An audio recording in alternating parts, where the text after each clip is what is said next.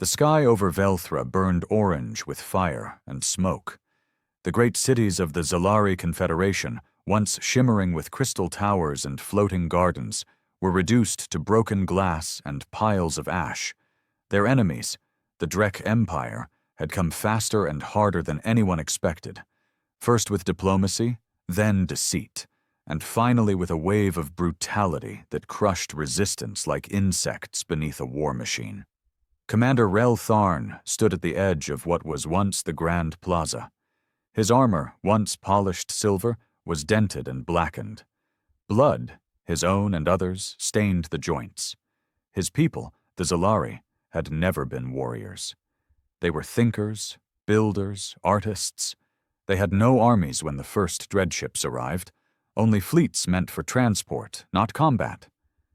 The Drek laughed as they conquered city after city, taking pleasure in every slaughter. Rel had seen too much. In 2 solar cycles, they had lost 80% of their world. Their High Council was dead. Their capital had fallen 3 weeks ago. And now only scattered bands like his, tired, starving, barely armed, remained. "We'll make our last stand here," he told the 50 remaining fighters around him. Their eyes, dim and defeated, didn't even question it. They knew it was over. From the ruined sky above came the sound of more dropships, heavy metal beasts that howled as they descended. Drek reinforcements. Rail tightened his grip on the battered plasma rifle he had taken from a dead soldier. "No running," he said. "We make them bleed." Then something strange happened. Another ship descended, but this one was different. It was sleek, black, marked with symbols none of the Zalari recognized. It wasn't Drek. It didn't carry the bone-colored war design of their empire, and it was coming down fast, almost recklessly. Rel ducked instinctively as the ship landed hard, cracking the scorched earth beneath. For a second, nothing happened. His fighters were frozen, confused. Was it a new enemy? A new horror? Then the door opened. They were tall, taller than Zalari, clad in armor that hissed with energy, their helmets reflecting the burning light. They walked like predators, deliberate, confident. And one by one they emerged, 12 in total, carrying weapons heavier than anything the Zalari had ever built. Rel raised his rifle halfway, confused. Then one of them spoke. "Which of you is in command?" The voice was rough, low, and translated into perfect Zalari dialect. Rel blinked. I am." The figure stepped closer, removing his helmet. His skin was brown, his eyes hard and focused. A scar ran across his cheek, and his expression said one thing clearly. "This isn't our first war." "I'm Captain Marcus Hale," he said. "Earth Command received your distress signal. Sorry we're late." Reel just stared. "You're human?" "Damn right," Marcus said. He turned to the others. "We've fought the Drek before. We'll show you how it's done." And then, before Rel could say a word, the human soldiers fanned out like shadows, taking positions with machine-like discipline. One knelt beside a wounded Zalari and injected him with a stimulant. Another set up a turret facing the direction of the incoming Drek. Rail's comlink crackled. A scout reported dozens of enemy dropships incoming. But for the first time in months, Rail didn't feel panic. He felt something else. Hope. Marcus looked at the sky and smirked. "They're coming. Good. I was getting bored." Then he gave the order. "Light 'em up." And the world changed. The first Drek dropship didn't even have time to fully deploy its claws before it exploded mid-air. A direct hit from the human turret turned the enemy vessel into a fireball, its shredded parts raining down over the shattered plaza. Rel ducked as debris flew past his head, watching in awe as the humans sprang into action like they were born for this moment. Marcus barked quick orders, his voice steady, sharp, and commanding. The rest of his squad moved without hesitation, setting up crossfire lanes, boosting weak shield lines and reinforcing cover points that the Zalari hadn't even considered usable. These humans weren't just soldiers. They were war. The second dropship came in low, avoiding the same fate as the first. It hit ground hard, metal legs slamming into the rubble as the Drek poured out. Tall, armored, vicious. Their screeches echoed across the ruined city, the noise curdling like acid in Rel's ears. But the humans didn't flinch. Private Naya Kess, a small woman with dark braids coiled beneath her helmet, lobbed something silver and blinking into the crowd of Drek. There was a flash, no fire, no blast, just a deep thump. And suddenly, the Drek started convulsing.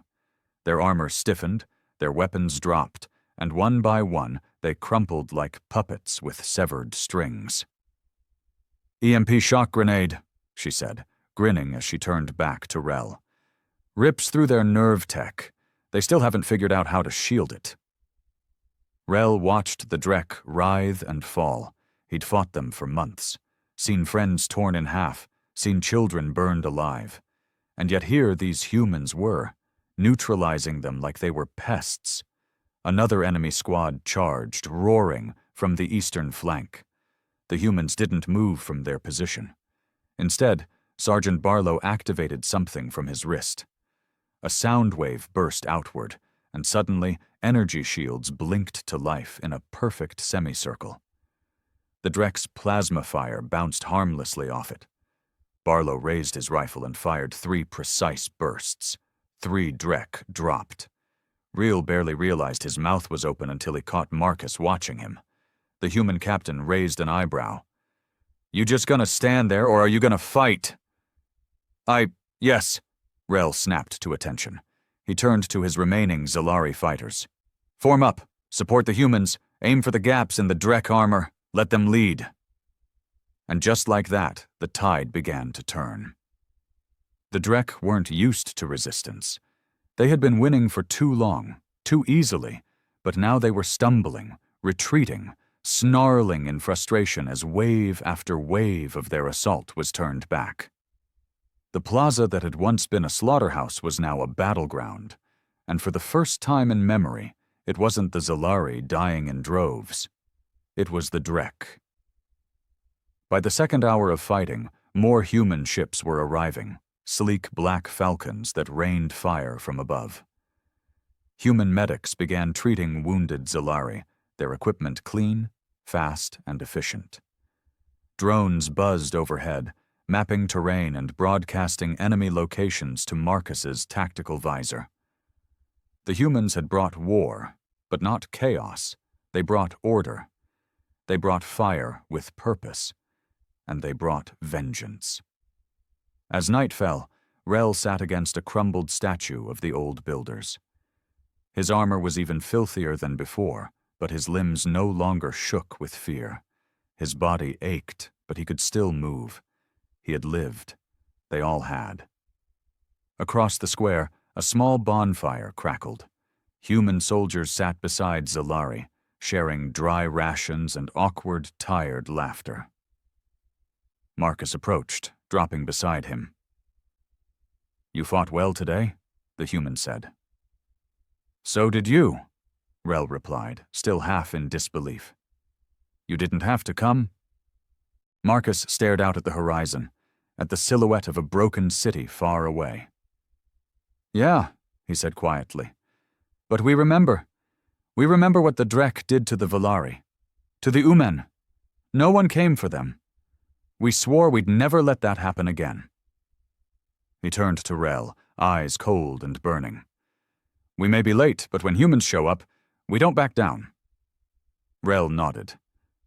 "I believe that now." Marcus stood and walked back to his men. The wind shifted. Somewhere far in the distance, Drek ships regrouped, howling in rage. But tonight, they were the ones afraid, because humanity had arrived. And they were just getting started. The days that followed felt like living inside a storm that had suddenly, violently changed direction, Where once the Zalari ran, scattered, and buried their dead in silence, now they marched with purpose beside humans who fought like demons and strategized like war gods. The humans called it Phase 1, stabilization. That meant holding what little ground the Zalari still had and pushing the Drek back inch by bloody inch. It wasn't glamorous. It was grinding, brutal work. Trench fights, ambushes in ruined cities, sniper nests inside collapsed temples. But every day they held, every day they didn't die, was a kind of miracle. Rel stood beside Marcus on a broken balcony overlooking the remains of Mir Zeth, once a proud Zalari city of culture and history. Now it was a maze of fire-gutted buildings and streets littered with bones. A week ago, it had belonged to the Drek. Now it was the forward line. Their patterns are changing, Marcus muttered, eyes glued to his tactical display. They're falling back faster than they used to. Rel frowned. That's good, isn't it? Marcus didn't look convinced. They're not scared. Not really. Not yet.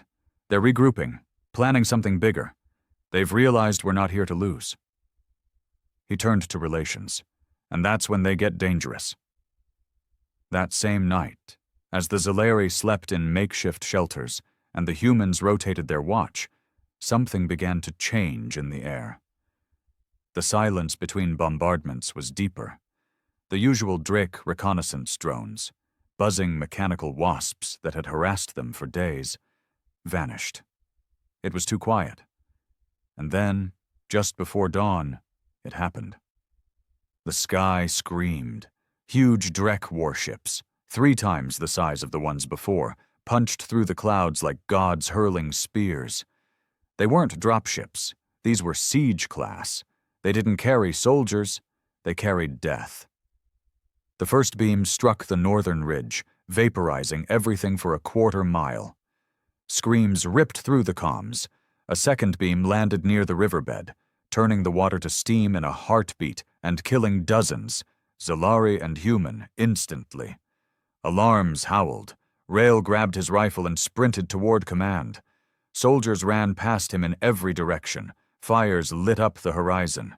It was chaos, like the war had restarted all over again, only worse. At the command hub, Marcus was already shouting into comms. I want Falcon batteries on Grid 9B now. Get those goddamn rail cannons in the air. Rel, get your people underground if they're not already. What is that? Rel shouted over the noise. We've never seen those ships before. Marcus's face was grim. Siege cruisers. The Drek usually save them for extermination. They've decided you're not worth enslaving anymore. Rel's blood ran cold. They're going to wipe us out. Unless we hit them first, Marcus snapped. We've got one chance. He pointed to a blinking map. Each cruiser's got a central plasma core. We take that out, the whole thing goes. We'll need to board one, sabotage it from the inside. Board that? Rel asked, stunned. That's suicide. Marcus grinned, teeth white in the flickering red light. Not suicide, he said. Human strategy. By sunset, the plan was in motion. One human dropship, barely large enough to carry a dozen, would fly low through the rubble, using the chaos as cover. They'd sneak beneath the cruiser's scanners, latch onto its belly like a parasite, and cut their way inside. Rel volunteered before he even knew what he was doing. Marcus gave him a long look. You sure? You've got people who still need you. Rel nodded. Which is exactly why I'm going. They left at twilight. Inside the tight cabin, Rel sat between human soldiers, silent, armored giants loading their weapons with a calm that both terrified and reassured him. One of them passed him a device. C4, don't drop it, the soldier said flatly. Another grinned. First time blowing up a warship? Rel exhaled slowly. First time surviving long enough to try. They all laughed, a short, bitter laugh that smelled of blood and adrenaline. As they ascended into the fire-lit sky, The cruiser above loomed larger and larger until it blocked out the stars. Its underside opened like a steel maw, glowing with heat, trembling with power. Marcus's voice crackled through their earpieces. "Remember what they did. Remember who you are. And make them bleed." The dropship accelerated, straight into the monster's jaws. The moment the dropship latched onto the cruiser's underbelly, everything went still. Like the universe had paused to take a breath before something terrible happened. Inside, the lights flickered red. Everyone held position. The magnetic clamps hissed, locking them in place. Above them, just a few meters of reinforced Drek alloy separated the team from the core of a warship, designed to burn cities to ash. "Cutting hull now," Sergeant Barlow muttered, activating a thermal lance. A thin beam of white-hot energy shot upward, melting a perfect circle into the cruiser's gut. Liquid metal dripped down the sides as smoke filled the dropship, making it feel more like a coffin than a vehicle. Reel's heart hammered in his chest. He clenched his jaw and checked his plasma rifle for the third time. He wasn't a commando. He was a civic planner before the war. He'd spent more time designing irrigation systems than holding a gun. But now? Now he was boarding a death ship with human soldiers like it was just another Thursday. The hull opened with a wet groan, and Marcus was the first through, swinging up and vanishing into the darkness above. One by one, the rest followed, until only Rel remained. He hesitated for half a second, then climbed through the melted hatch. Inside, it was hell. The Drek ship's interior pulsed with a sickly red glow. Pipes hissed steam. The walls looked alive, veined with strange organic wiring and glowing fluid that moved like blood beneath metal skin. Marcus gave hand signals, and the squad moved in silence, hugging the curved corridors. The sound of distant Drek voices echoed faintly, deep, guttural tones like gravel being crushed. They hadn't been detected. Yet. Rail tried not to look at the alien walls. Every surface felt wrong, like it was watching them. Twice he stepped in puddles that felt warm, like living things had been bled here.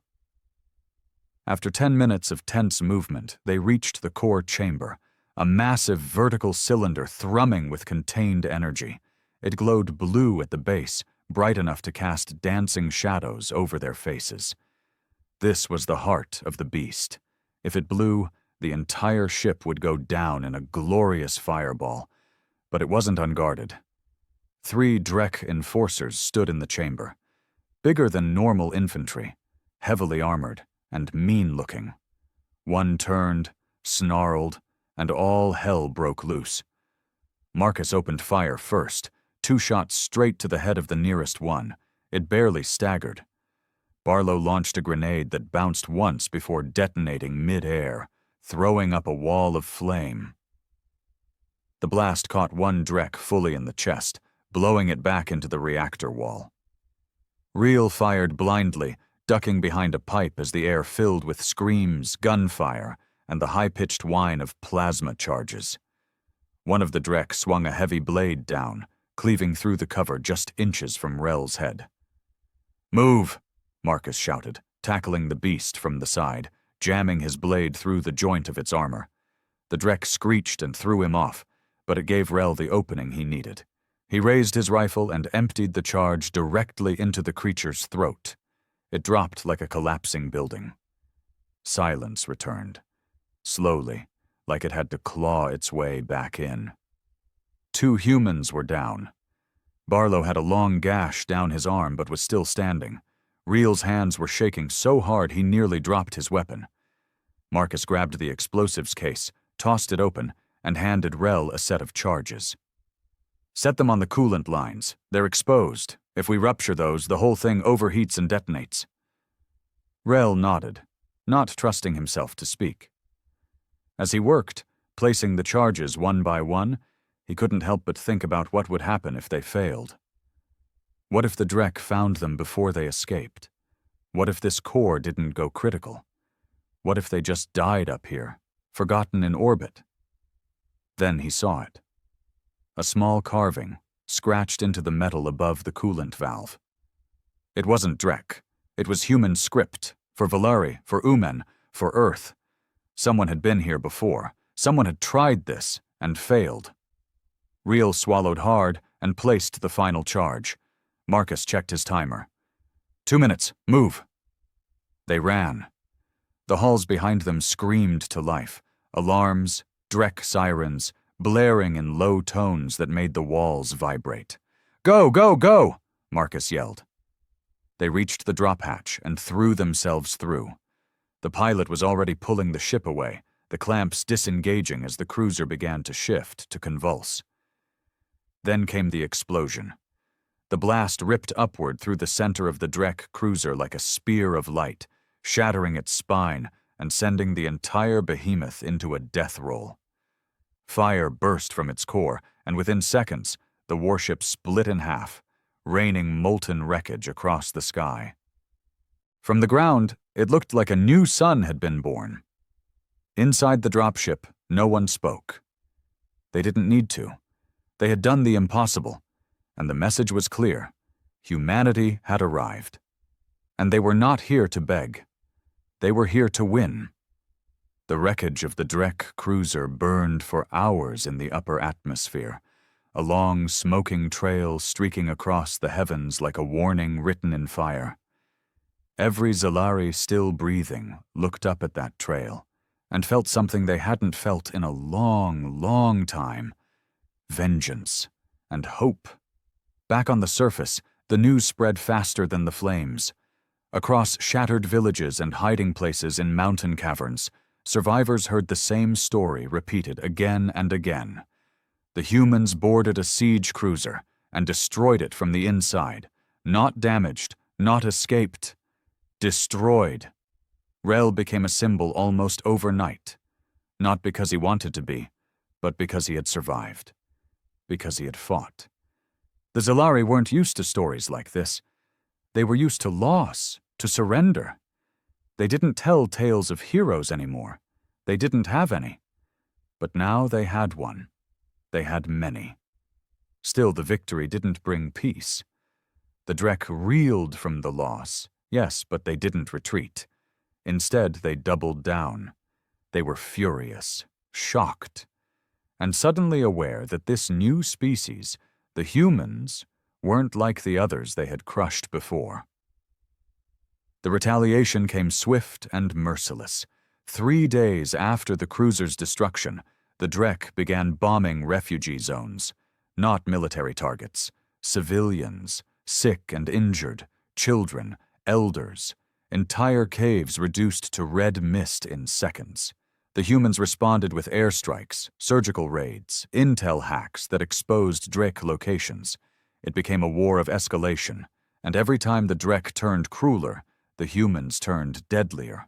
One night, in a crater-turned command post outside what used to be Zalari's second-largest city, Marcus stared silently at a wall filled with names, humans and Zalari alike.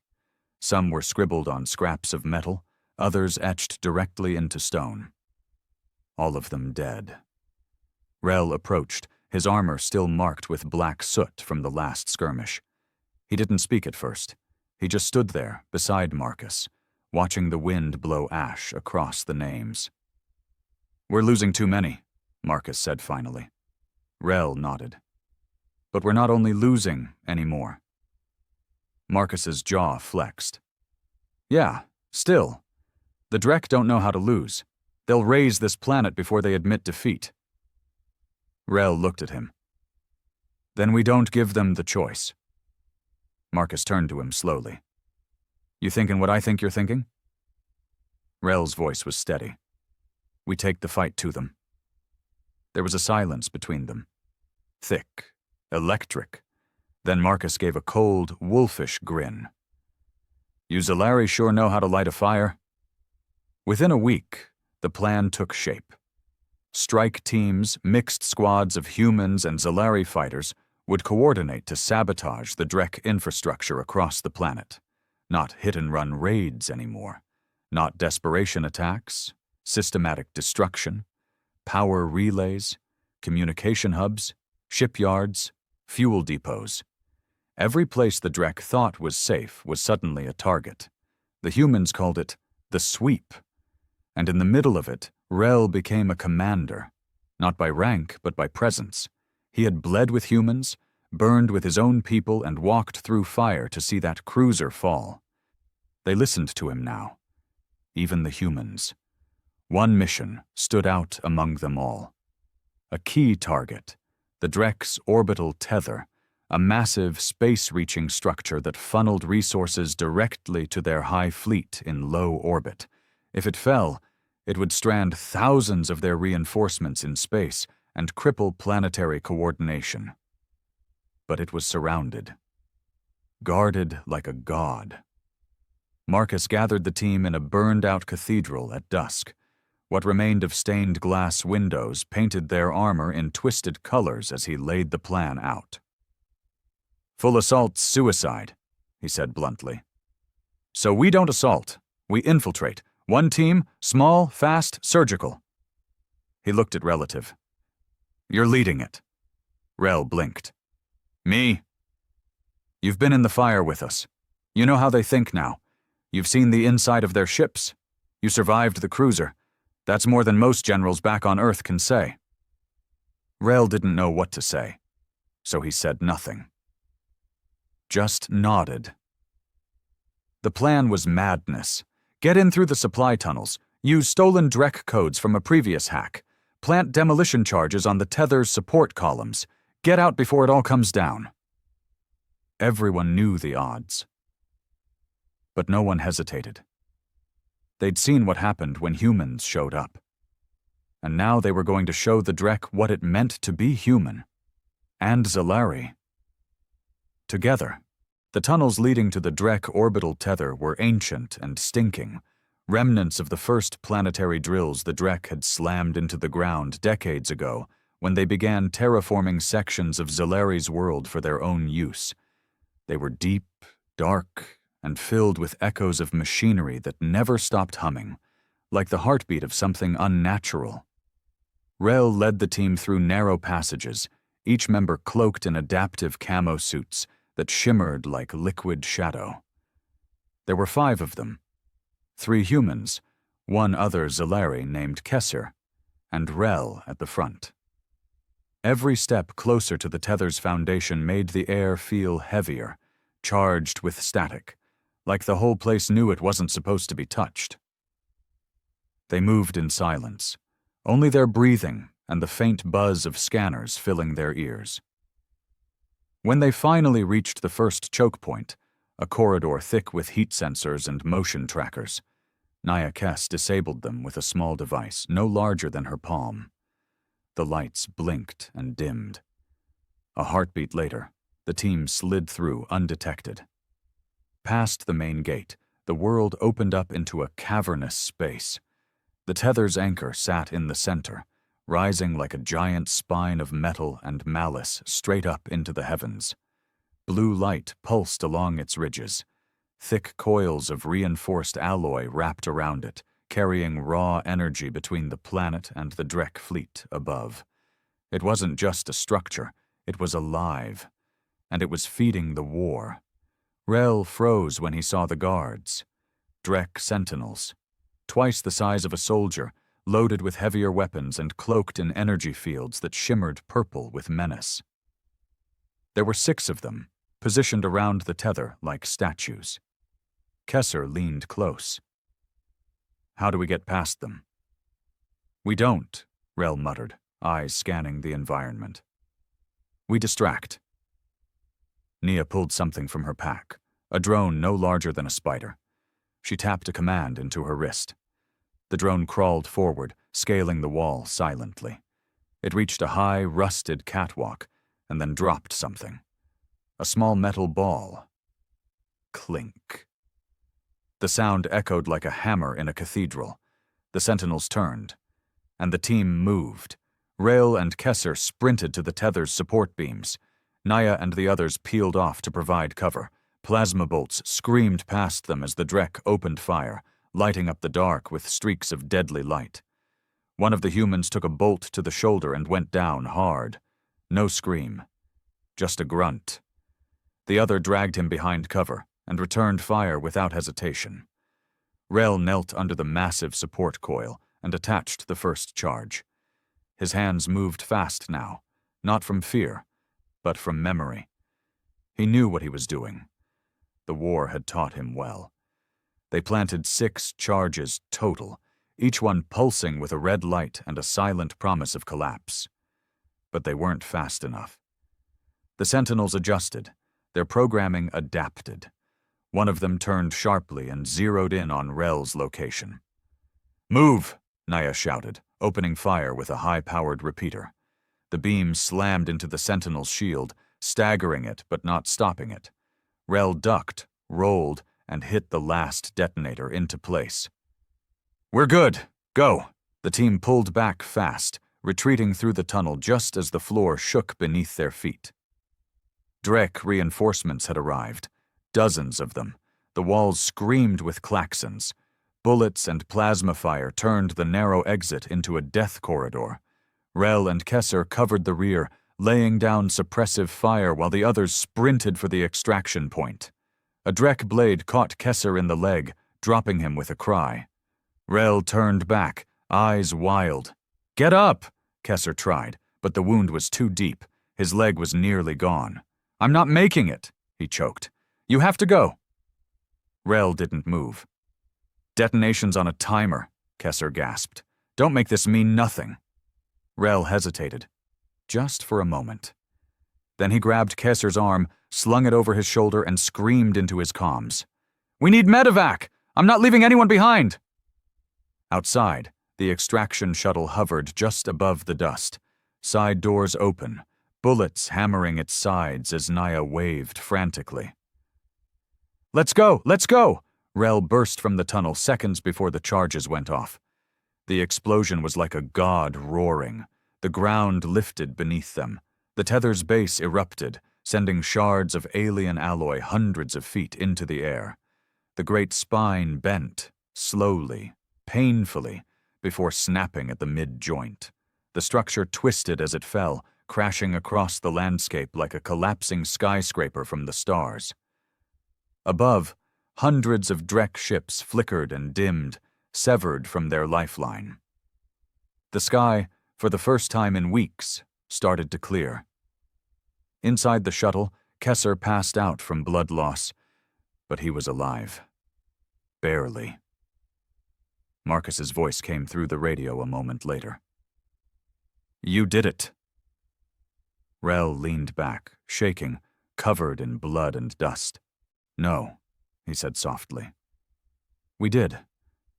And the world, for one perfect second, felt like it might belong to the living again. The fall of the orbital tether sent shock waves, literal and figurative, across the entire planet. Every Drek system connected to it flickered. Ship coordination collapsed. Supplies stopped moving. Communication between their surface forces and orbital command was severed. The once invincible Drek war machine started to stutter like a giant bleeding out through 1,000 cuts, and for the first time in recorded history, the Drek retreated. Not strategically, not to regroup. They ran. Across cities that once bowed in silence, Zalari fighters poured out from hiding places, ambushing patrols. Human gunships swept overhead, laying fire down like divine retribution. Liberation zones bloomed like wildfire across the continents.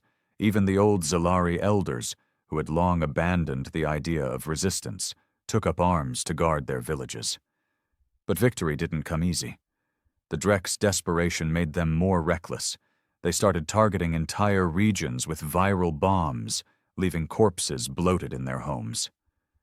Other units turned suicidal, strapping explosives to themselves and charging into camps.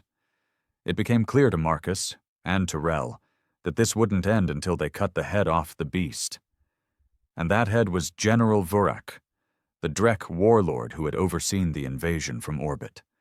He hadn't left the planet since the war began.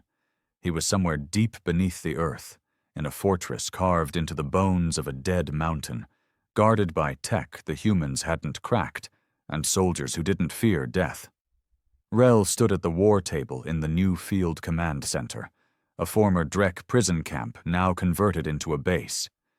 The air reeked of smoke and solder, and maps covered every inch of the walls.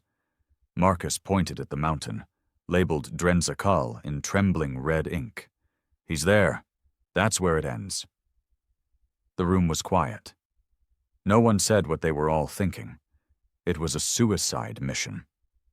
The mountain was rigged with defense towers, plasma artillery, and kill corridors. It wasn't a base. It was a tomb waiting to be sealed shut behind anyone foolish enough to enter.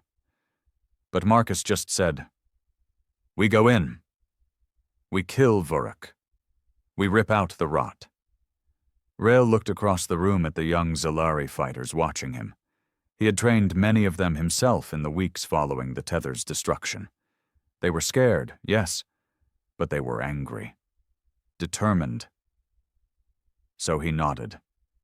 "I'll go." And like always, Marcus didn't try to stop him.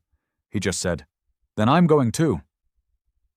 The assault on Drenzakal began at dawn. 12 dropships carrying the best of both human and Zalari forces skimmed the mountainside under low cloud cover. Cloaked drones flew ahead, disabling radar and mines. Anti-air turrets were jammed just long enough for the dropships to slip through. Rel rode in the lead ship, Kesser beside him, his leg now replaced with a cybernetic brace the humans had rushed to build for him. "You sure about this?" Kesser asked, tightening the strap on his rifle. "No," Rel replied. "But when has that ever stopped us?" They hit the ground fast and hard. The mountain shook with the opening barrage. Explosions rippled through the outer walls. Human EMP rounds knocked out half the defense grid in the first 2 minutes. But the Drek were waiting. Dozens of them, maybe hundreds, emerged from tunnels and bunkers, screaming, firing, bleeding as they fought. They didn't hold back.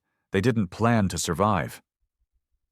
Rel fired until his hands ached. Plasma bolts singed the air inches from his face. One Zalari fighter beside him was blown in half. Another was stabbed by a Drek blade before even drawing her weapon. It was madness.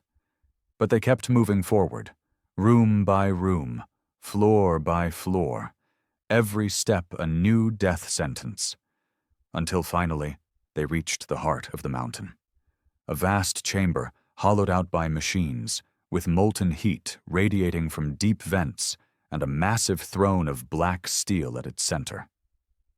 And there he was, General Vuruk, twice the size of a normal Drek, armor like obsidian, eyes glowing with cruel intelligence. He rose slowly, deliberately, and spoke in a voice that shook the stone. "You think you've won?" he growled. "You insects have delayed the inevitable. We are eternal." Marcus stepped forward. "Eternal this, asshole." He opened fire. Vuruk charged. The chamber erupted into chaos. Rel rolled aside just as the warlord's axe shattered the ground where he'd stood. Kesser threw a grenade that barely slowed the brute. Human soldiers flanked him, unloading full clips, most of it bouncing off his shielded body. Reel climbed a scaffold on the wall, grabbing a long-forgotten Drek rifle left by a fallen guard. He aimed for the warlord's back, where the armor plates curved and exposed a small gap between neck and shoulder. He fired. The shot hit. Vuruk stumbled. Marcus rushed in, blades in both hands, and drove them deep into the wound. The Drek howled and spun, but Rel was already moving, leaping down, plasma knife in hand. He landed hard, right beside the warlord, and plunged the blade into Vuruk's throat. There was a roar, a collapse, a scream, and then silence. Vuruk fell. The war had turned. The fall of General Vuruk did not echo across the stars the way it should have. It exploded. Within hours of his death, Drek command fractured. Their chain of leadership, so tightly wound around Vurek's absolute authority, crumbled like glass under pressure. Orders stopped flowing. Reinforcements froze in orbit. Ground units, stripped of coordination, began to scatter in confusion. Some fought to the last. Others abandoned their posts, hijacked ships, and fled. The humans didn't give them the chance. What followed wasn't a war. It was a purge. Strike teams swept across the planet with cold precision, targeting remaining pockets of resistance, dismantling what the Drek had spent decades building in weeks. Human warships once circling the atmosphere like sentinels now descended, dropping supplies, food, medical tech. They brought engineers, communication specialists, and diplomats. But more than that, they brought witnesses. The galaxy had seen the Drek as unchallengeable for generations. They had conquered countless worlds, erased entire species, broken empires. And now, one of those conquered races, with humanity at its side, had brought them to their knees. For the Zalari, it was liberation. For the Drek, it was humiliation. Rel stood on a high ridge above the plains of Vessen, where once a Drek command center had loomed. Now there was nothing but scorched soil and scattered bones. The wind blew calmly for the first time in years. No smoke, no gunships, just peace. Behind him, camps were being rebuilt. Zalari families returned to their ancestral homes. Children that had only known life underground came up and blinked at the sun for the first time. Human volunteers helped reconstruct towns brick by brick, and Marcus stood there beside him, arms crossed, armor traded in for a utility vest and worn boots. "You did it," Marcus said quietly. Reel chuckled under his breath. "You keep saying that, but it never felt like I did anything. Just survived." Marcus turned to him. "That's the point. Surviving is winning. You made them bleed. You made them run. You reminded the whole galaxy what a conquered race can do when someone fights with them instead of for them." Rel didn't reply right away. He watched as a young Zalari girl handed a piece of fruit to a human soldier, who smiled awkwardly and tried to eat it without knowing what it was. He smiled. "Maybe we finally stop calling it our planet or your army," Rel said. "Maybe from now on, we call it what it really is." Marcus raised an eyebrow. "And what's that?" "A shared victory." There was a long silence, broken only by the rustle of tents in the breeze. Then a low hum filled the air.